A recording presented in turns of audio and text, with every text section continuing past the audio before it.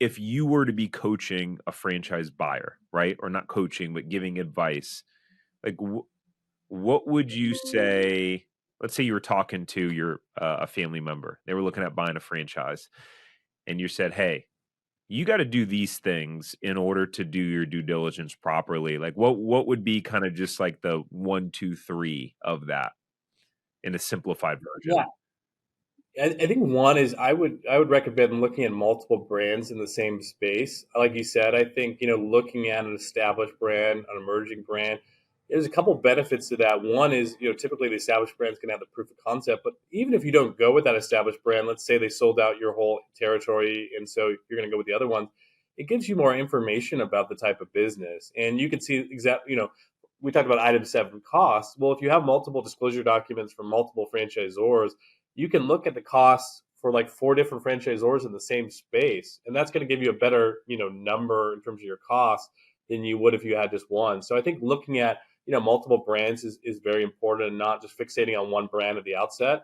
I think talk to as many franchisees as possible. I think that's so critical. I have clients that talk to zero, and then there's clients that talk to 30, and you want to be more like the client who talked to 30. You want to talk to as many as you can, get a sense of whether they like the franchise system, whether it's working, whether the numbers are accurate.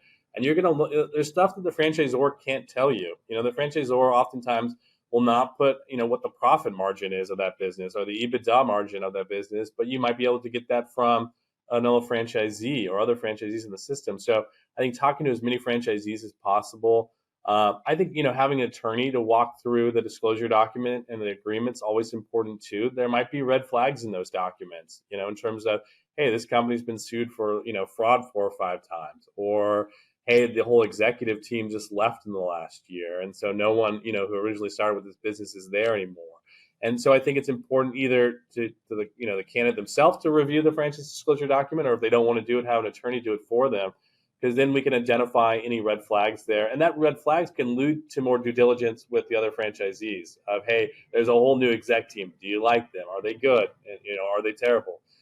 So I think those 3 things, of really reviewing the documents with or without an attorney, talking to a lot of franchisees, and looking at as many brands as possible in the same space will really help them, make an informed decision. If you enjoyed this short clip from the podcast, you can check out another short clip right here.